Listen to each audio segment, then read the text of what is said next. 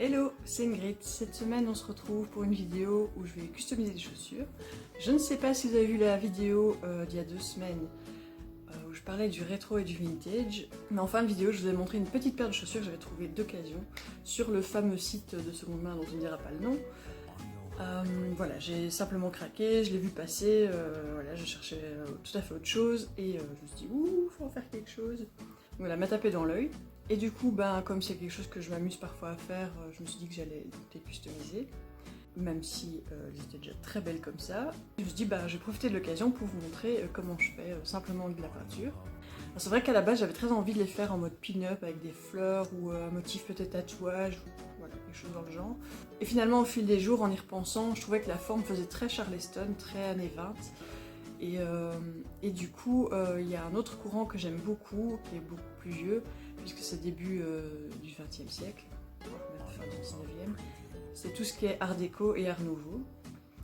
Donc à la base, j'étais plutôt partie sur de l'art nouveau. Là, vous voyez, c'est par exemple les peintures de Mucha, qui est très connue. Il y a aussi l'architecture d'Horta, qui est très connue et très représentative de cette période-là.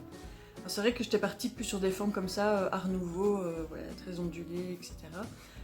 Et puis, si on veut plus se rapprocher de la période Charleston, ce serait plutôt l'art déco.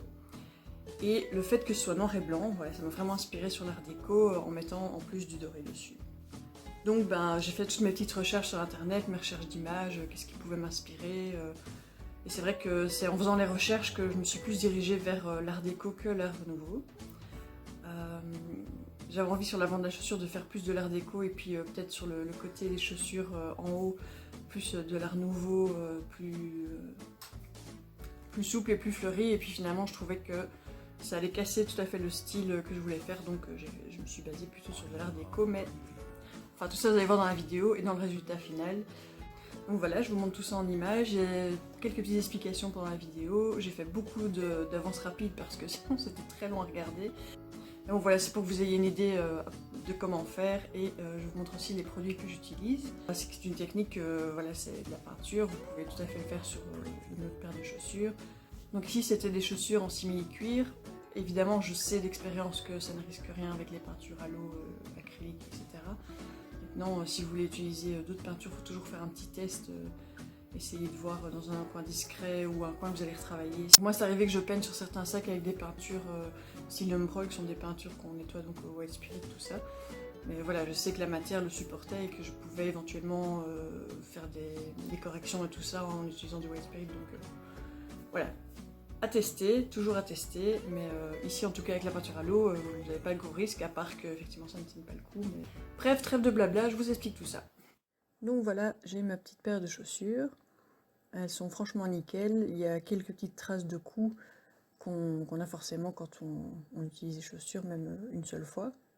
Mais sinon, par ça, elles étaient vraiment propres. L'intérieur était propre. J'ai juste refrotté avec un peu de savon et de l'eau. Alors ici, pour nettoyer, je vais juste les humidifier. Il faut savoir que voilà, j'ai pris un petit peu d'eau que je vais utiliser sur mes cotons. Mais on ne lave pas les chaussures comme ça à grandes eaux, sinon bah, on les déforme, on les abîme. Enfin, vraiment, c'est juste humidifié. Donc j'ai des petits cotons comme ça, c'est des morceaux de t-shirt en fait. J'ai une petite éponge que j'ai déjà beaucoup utilisée, donc je voulais qu'elle soit pas trop... qu'elle pose pas trop. La petite brosse, c'est la petite brosse pour les ongles. C'est pour nettoyer les semelles. Donc ici, les semelles, forcément, à l'extérieur, ben, même si vous les portez une fois, vous avez forcément ça. C'est impossible de garder ça propre, sauf si à la limite vous êtes dans votre appartement. Donc ça, je vais simplement utiliser la crème à récurer, que je ne vous ai pas présenté juste avant, mais bon, c'est l'espèce de bidon jaune, là, vous connaissez bien. Voilà, il y a des marques, n'importe laquelle fera l'affaire.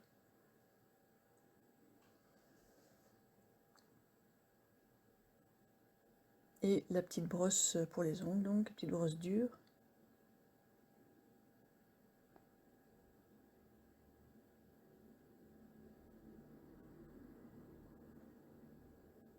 Donc il en faut vraiment pas beaucoup, hein, c'est vraiment juste pour cette partie-là.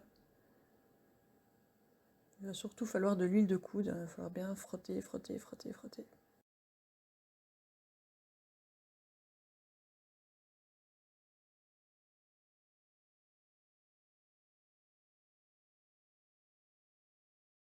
Et voilà, on peut quand même voir que c'est bien clean.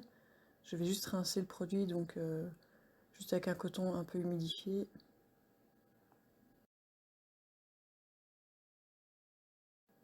Je vais simplement retirer le produit, la crème mercurée quoi.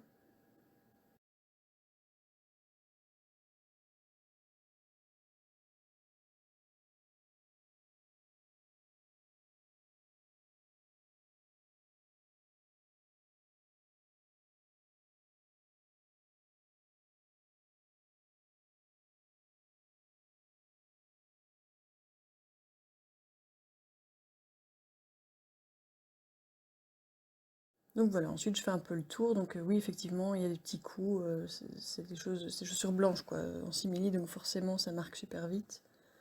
Il y a aussi des petits coups plus enfoncés, mais honnêtement, comme je sais, j'ai déjà une idée de ce que je vais faire comme peinture, je sais que ça va être caché en dessous, donc c'est vraiment pas très grave. Mais je vais quand même essayer d'enlever le maximum, et puis de toute façon, pour nettoyer l'extérieur de la chaussure, s'il y a des poussières, des choses comme ça, parce que bah, il faut que la surface soit propre pour la peinture. Donc même chose, je prends un petit peu de crème à récurer, vraiment pas grand chose. Et je vais aller frotter toutes les surfaces tout simplement.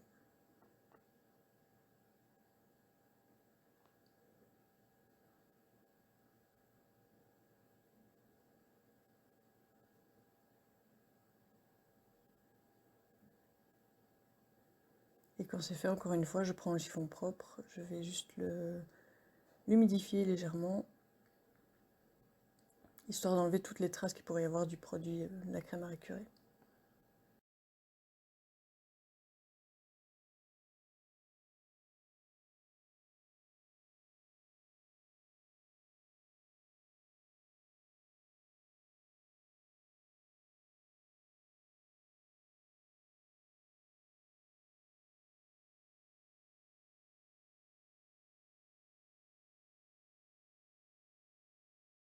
Alors ici, effectivement, il y a le cuir qui est un peu parti, c'est normal, c'est pas moi là en l'occurrence, c'est simplement de l'usure, c'est des parties assez fragiles. Et bon, ça, on va cacher aussi avec la peinture. Et sinon, j'ai des traces qui sont effectivement pas parties. Ici, j'ai une petite égratignure en fait. Donc je vais essayer de poncer le simili qui vraiment dépasse, mais il faut vraiment essayer de ne pas l'arracher plus qu'il n'est déjà. C'est vraiment une petite partie qui s'est décrochée en fait.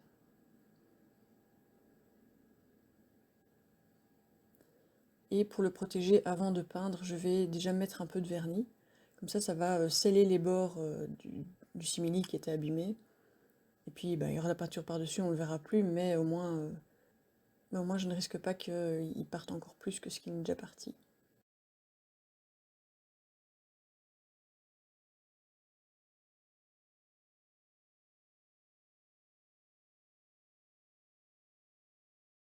Donc ensuite je vais attaquer le design, donc je vais faire mes pièces pour voir un peu ce que je fais comme dessin. Je prends simplement du papier calque, oui on voit à travers, et je vais redessiner toutes les pièces de ma chaussure en fait. Donc ici à l'avant par exemple on a cette espèce de forme de goutte,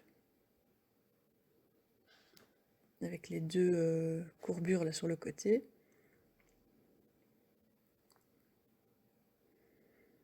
Donc je place le calque et je vais simplement décalquer la pièce en fait.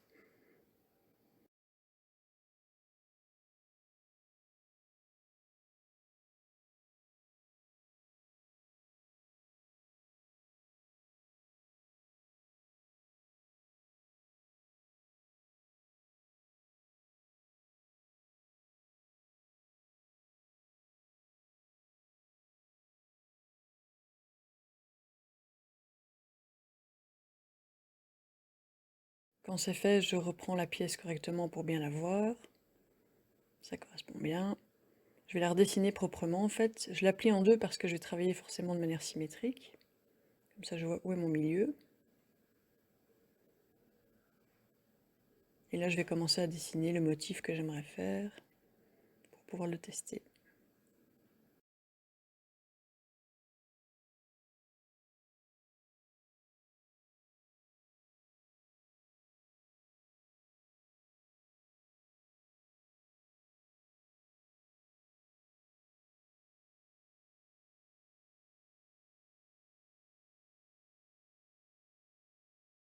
une fois que j'ai mon motif, je vais aller le replacer sur la chaussure en fait pour voir s'il donne ce que j'avais en tête.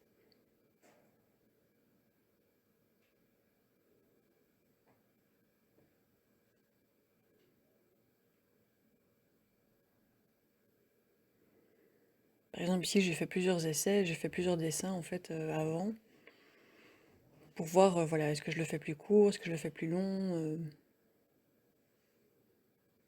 Et comme vous savez replacer la pièce sur directement la chaussure, bon ici c'est la pièce noire donc c'est le moins facile à voir, mais sur les pièces blanches par exemple vous voyez vraiment bien ce que ça donne donc.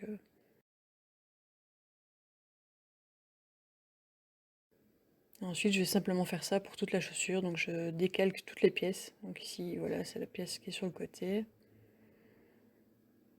Attention qu'elle n'est pas symétrique, par exemple ici, hein, donc cette pièce-ci que je montre là est plus grande que celle de l'autre côté. Donc si vous faites ça sur la chaussure, il faut vérifier que, voilà, que c'est effectivement symétrique ou non.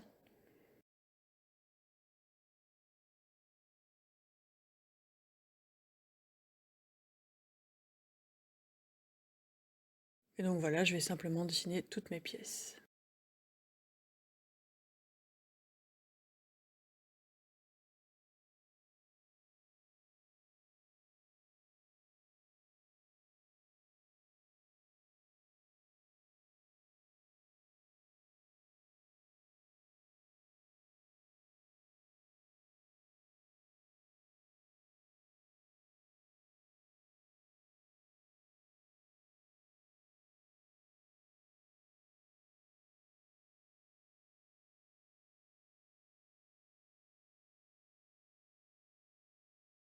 Comme je vous l'ai dit, on peut vérifier qu'effectivement ça donne comme il faut.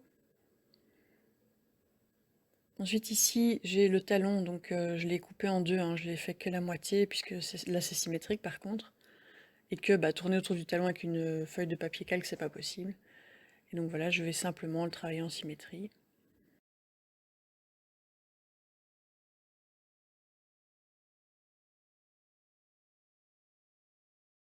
Donc c'est toujours la même chose, je dessine une pièce, je vérifie qu'effectivement il se positionne bien.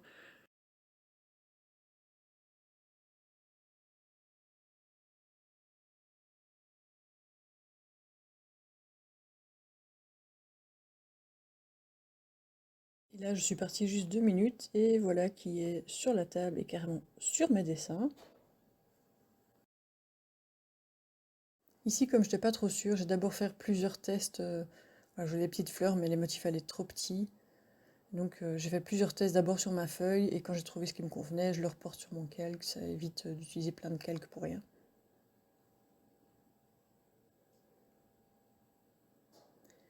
Quand toutes mes pièces sont faites, je vais reporter le calque. Donc en fait, il faut le retourner puisque le crayon est... Je ne sais pas si vous avez déjà utilisé du calque, mais en fait, on le transfère en fait de l'autre côté. Donc vous retournez votre calque et le crayon que vous avez mis d'un des côtés va se transférer de l'autre côté en fait. Après, je redessine un peu plus proprement pour être sûr de bien voir mes traits parce que forcément, c'est pas super précis, ça donne vraiment un indice, mais c'est pas... Et ensuite, j'utilise ce marqueur-là, qui est un indélébile, résistant à l'eau et tout ça. Et bon, ici, la chaussure est blanche, donc forcément, je peux me permettre d'aller faire en noir. Si la chaussure était noire, ça aurait été plus compliqué. Et bon, comme je sais que je vais peindre en noir aussi, pas de souci. Donc voilà, je peux faire tous mes traits super bien pour avoir une bonne visibilité. Et voilà, j'ai déjà mon brouillon, entre guillemets. Ensuite, avec la crème à récurer, je nettoie tout le crayon, en fait. Comme je sais que l'indélébile va rester, je nettoie tout bien le crayon pour que la chaussure soit de nouveau bien blanche, parce que le crayon noir laisse des traces. Et là, je me mets à la peinture, donc de l'acrylique noir. Je vais simplement faire, voilà, tout remplir à l'acrylique.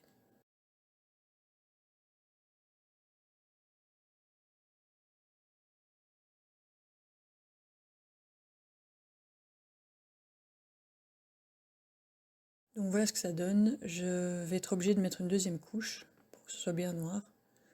Parce que là, on voit encore quelques coups de pinceau. Il y a des endroits où c'est pas grave puisqu'il y aura du doré, mais à d'autres où je veux que ce soit bien noir. Ensuite, quand je suis après la deuxième couche que j'ai fait forcément hors caméra, je vais prendre le doré. J'ai pris un doré qui est un peu de la même couleur que la boucle parce que je voulais que ça aille ensemble. Et donc je vais juste faire la fin là, de mes feuilles en doré.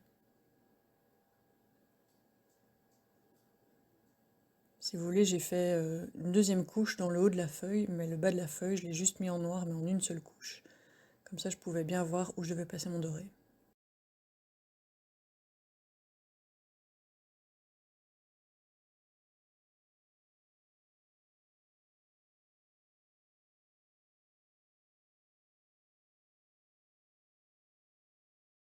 Et alors, je vais rajouter des détails au crayon noir. Vous voyez, le crayon noir se voit dessus. Je vais aller redessiner en fait ce que j'ai envie de faire comme petits détails dorés un peu partout.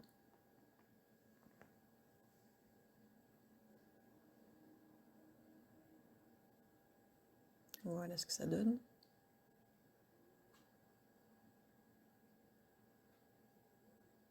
Et je fais pareil partout, je fais mes petits détails au crayon noir, et comme ça, je sais où je peins.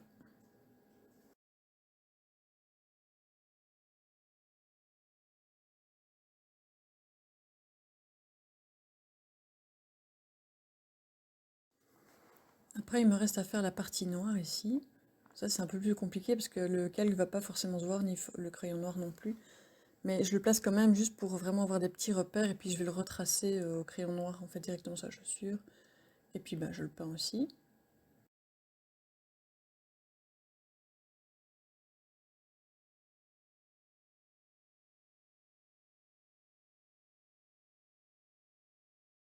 Ce que j'ai encore fait, c'est la partie qui est blanche ici, je l'ai peinte en noir parce qu'en fait, je veux la faire en doré. Mais pour que ça ait le même aspect que le noir que j'ai déjà mis sur les dorures que j'ai déjà mis sur le noir, en fait, pour avoir le même aspect, il faut que ce soit noir en dessous aussi. Sinon, le doré aurait pas du tout la même couleur. Voilà, si la base est blanche ou si la base est noire, ça donne pas vraiment la même chose.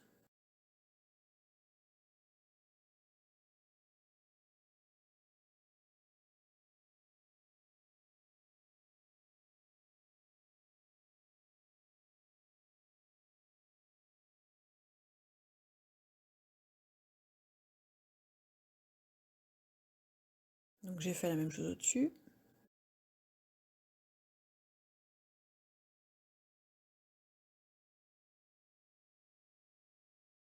Et quand j'ai tout fini, que je suis contente du résultat, que je sais que je ne vais plus bouger, je prends mon vernis acrylique et je vais passer sur toutes les parties qui ont été peintes. Donc pas forcément le reste, mais au moins toutes les parties qui ont été peintes. Et ce que je n'ai pas pensé à filmer, c'est quand j'ai juste mis un petit coup d'aérosol, donc le vernis marin, j'ai juste mis un petit coup d'aérosol tout fin, juste histoire de protéger, puisque c'est une protection extérieure et tout ça.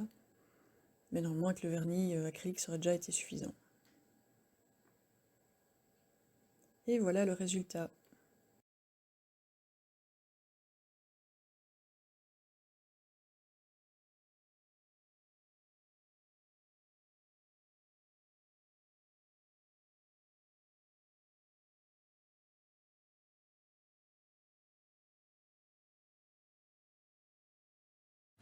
Tada! Et voilà, elles sont là, elles sont finies. Je vous laisse voir un petit peu tout ça. Donc voilà, moi je suis assez contente du look final, n'hésitez pas à me dire ce que vous en pensez. Évidemment, ce n'est pas parfait, il y a des petits coups dans la peinture, des petits coups de pinceau en fait qu'on peut voir. Ce n'est pas une impression industrielle, donc forcément c'est fait à la main, il y a des petits défauts. Personnellement, c'est pas ce que j'appellerais des défauts, c'est justement ce qui fait l'objet. Je vous avoue que pour le moment, j'en ai fini qu'une, l'autre est encore en cours parce que ça prend quand même du temps, l'air de rien, quelques petites heures quand même. Et que j'ai un autre gros projet pour Acide chez Diva ce week-end, donc il faut absolument que je finisse le projet pour le shooting qui est prévu pour. Dans la vidéo, c'est vrai que j'explique pas trop les produits, donc je vous les ai repris ici. Donc j'ai utilisé de la peinture noire acrylique PBO Déco. Maintenant, n'importe quel acrylique normalement fait l'affaire. Je trouve juste que celle-ci est plus fine et donc tient mieux sur les supports. J'avais aussi la Décorlac de chez Marabout, donc en doré comme ceci. C'est la couleur 784, c'est or métallisé.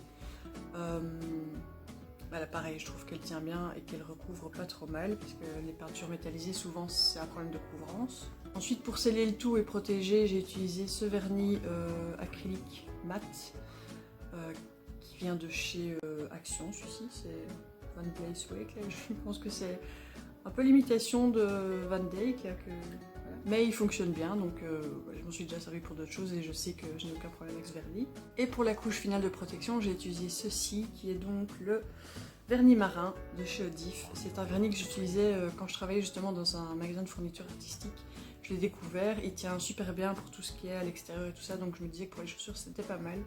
Donc j'ai juste mis une couche super fine par-dessus, même s'il y avait déjà un vernis acrylique. Sachant que le vernis acrylique ne va pas du tout réagir avec les peintures acryliques, celui-ci aurait pu. Mais je sais d'expérience, puisque je l'avais déjà utilisé, que ça ne posait aucun souci.